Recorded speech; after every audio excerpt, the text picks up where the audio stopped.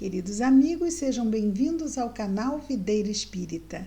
Meu nome é Cristina Brito e este é o programa O Evangelho segundo o Espiritismo, projeto 15 minutos. Aqui, diariamente, estudamos a terceira obra básica da doutrina espírita, o Evangelho segundo o Espiritismo, codificada a doutrina espírita por Allan Kardec. Estamos atualmente no capítulo 5, Bem-aventurados os aflitos, vendo o subitem que trata de motivos de resignação. Sim, nós vimos aqui os motivos anteriores das aflições, vimos as causas atuais das aflições, vimos sobre o esquecimento do passado e estamos vendo agora os motivos de resignação.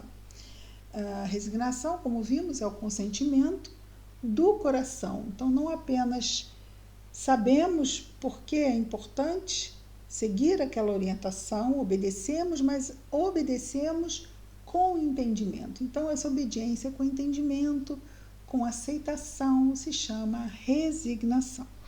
Estávamos aqui quase ao final do item 12.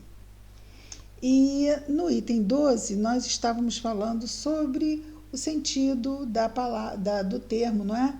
Bem-aventurados os aflitos, porque serão consolados. E porque Kardec estava dizendo, quando a pessoa cede, quando ela colabora consigo mesma na aceitação das suas expiações ou das suas provas. E ontem dissemos aqui que queríamos comentar algo. O que queríamos comentar sobre a questão da expiação é uma questão bastante interessante. Quando nós falhamos numa prova, ela retorna com o nome de expiação, não é? É aquela prova de segunda instância, prova de segunda chamada, né? Não deu certo a primeira, fazemos a segunda, mas pode acontecer de também não conseguirmos na segunda e passarmos então para uma outra expiação. O que é muito interessante nas expiações é que elas não ficam fáceis com o tempo, elas vão se tornando mais difíceis. E aí a gente pode se perguntar, por que uma expiação se torna mais difícil? Ora, se eu não passei na primeira porque eu achei difícil, por que eu passaria numa outra ainda mais difícil? Não deveria ficar mais fácil para ver se eu passava? Isso é bastante interessante. Eu não passei porque eu não me esforcei, porque eu não me apliquei. Não foi porque estava difícil, não foi porque eu não tinha condições. Isso é que é importante. Quando a situação vem mais puxada, a vida está dizendo para nós, olha, você não se aplicou da primeira. Veja lá agora se toma atenção, se aplica nesta para ver se passa. Então, nunca é, por mais difícil que nos pareça, algo que não possamos dar conta, como poderíamos ter dado muito bem conta da primeira vez, mas não demos. Por quê? Porque não quisemos. Esse é o livre-arbítrio. Porque não nos aplicamos para, na hora da prova, estarmos preparados. Nos sentimos fracos, despreparados, solitários. Ora, o que fizemos para estarmos naquelas condições naquele momento? Até mesmo de aprendermos um pouco mais sobre a nossa vida espiritual e sabermos que jamais estamos sozinhos, muito menos nos momentos difíceis da vida. É interessante que eu estou aqui me lembrando que estávamos vendo um filme sobre a vida de Joana d'Arc. E um momento muito difícil, ao final da vida dela, ela que morreu com 19 anos, queimada numa fogueira. E ela que se sentindo sozinha, mas ela tinha visões, não é? E ela via aquele que seria um espírito superior que a guiou para aquelas lutas todas que ajudaram, não é? Tanto a França, mas no final ela se sentia que ela não via aquela presença e ela chamava lá na fogueira, na fogueira, não é? Ela chamava e não via. E depois essa figura aparece para ela, não é? E é uma presença muito forte que ela via e que a sustentou naqueles momentos ali finais difíceis pelos quais ela passou e enfrentou, não é? Tão bem, assim sabemos, ela que é o anjo tutelar da França, a Joana d'Arc. Então, nos momentos difíceis de nossa vida, mais do que nunca, mesmo que aparentemente sós no plano físico, espíritos luminares estão ao nosso lado, espíritos que nos amam, que nos querem bem, que nos fortalecem para que possamos transpor as grandes cruzes da nossa vida. Mas é preciso que estejamos atentos a essa realidade, porque senão dificilmente podemos, muitas vezes, facilmente, porque ainda não somos seres iluminados, nos deixarmos arrastar pelo desespero ou pela revolta. Então, qualquer que seja a expiação ou prova, ela vem com plenas possibilidades de ser enfrentada e superada. Se não a enfrentamos, se não a superamos, ela vai se repetir. E ela se repete de uma forma mais contundente, para que nós provemos a nós mesmos, sim, estamos prontos, estamos preparados, podemos superar. E superamos. Esse é Deus nosso Pai, que tanto confia em nós, que sabe que nós temos condições. Que maravilha quando nós finalmente transpomos as nossas dificuldades e olhamos para trás e dizemos: ai, que bom, eu fui mais forte, eu consegui, não é? Então, Kardec termina o item 12 dizendo: à sua entrada no mundo dos espíritos, o homem ainda está como o obreiro que se apresenta no dia do pagamento. A uns o Senhor dirá: eis o prêmio dos vossos dias de trabalho. A outros, aos felizes da terra, aqueles... Vou repetir. A uns o Senhor dirá: eis o prêmio dos vossos dias de trabalho. A outros, os felizes da terra, aqueles que tenham vivido na ociosidade, aos felizes da terra. Certo? Os felizes da terra são aqueles que só quiseram o quê? Se locupletar, se satisfazer com as sensações, né? E com a materialidade que a encarnação oferece. Daí os felizes da terra. Então, a uns o Senhor dirá: eis o prêmio dos vossos dias de trabalho. Esses que aproveitaram construindo virtudes ao invés de investir nas viciações.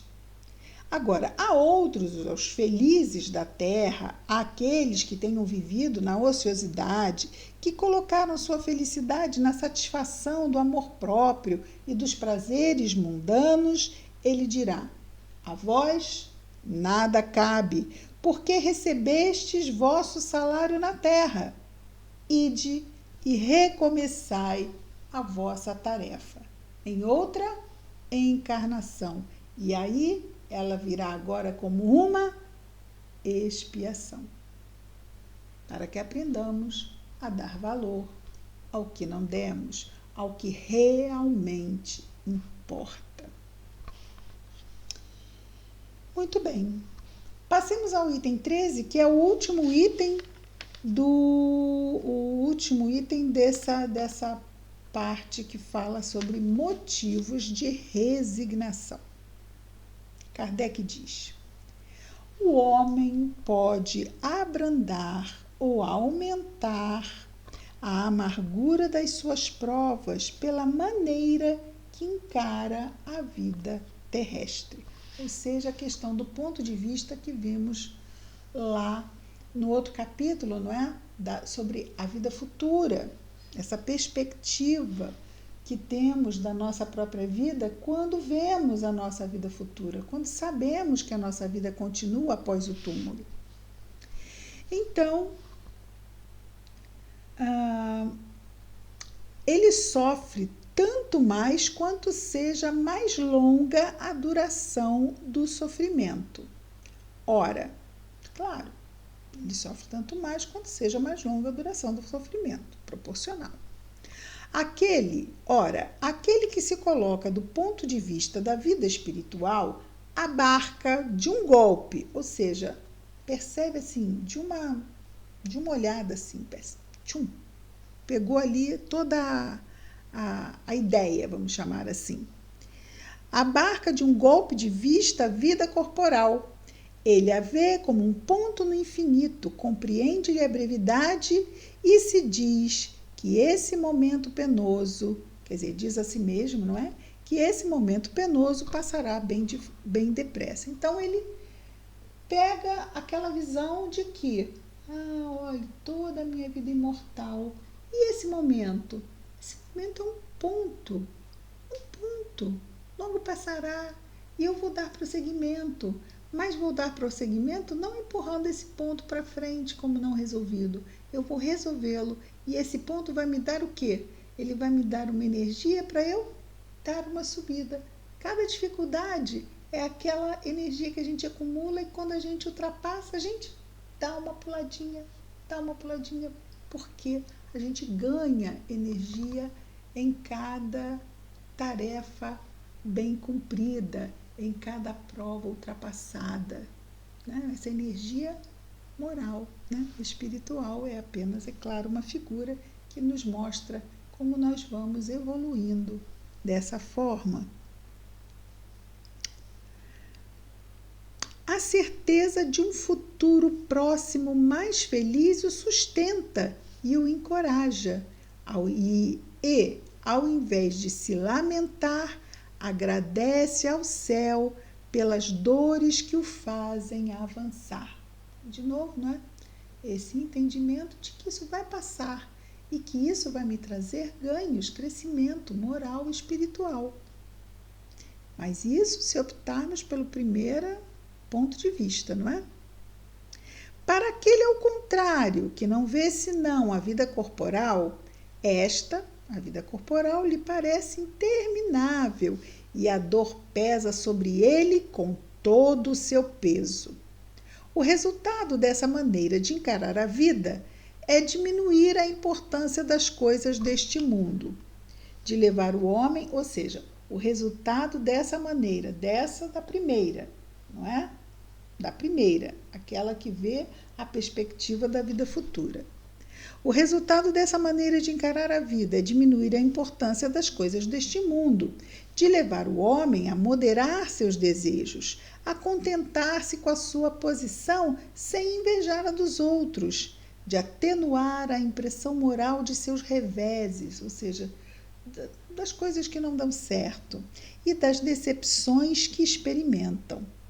Ele aure nisso, dentro dessa visão, com tudo que isso vai lhe trazer, não é? De não invejar os outros, de moderar os seus desejos, de moderarmos os nossos desejos, vamos nos colocar nessa posição, não é? Então, ele aure nisso o quê?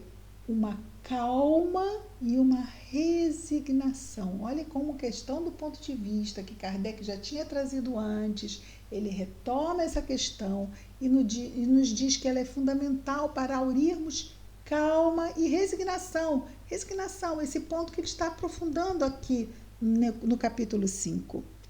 Ele aure nisso uma calma e uma resignação tão úteis à saúde do corpo como a da alma, ao passo que pela inveja, ciúme, ambição, um outro ponto de vista, não é? Aquele que vê na vida presente apenas a única realmente fonte de realização, vive para aqui mesmo, né? Por isso que ele diz que ia chegar do lado de lá, olha, você já recebeu lá sua paga, agora volta lá e vê se aprende, né?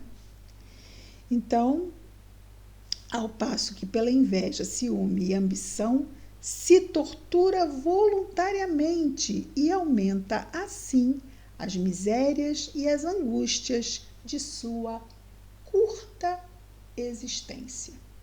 É aquele ponto no infinito, a curta existência. Imagina uma dor dentro dessa curta existência. É um ponto É um tiquinho, 20 pontos dentro de um ponto. Mas, enquanto estamos vivendo, claro, não temos essa percepção. Por isso, precisamos, aqui, a nossa razão, conversarmos conosco mesmo.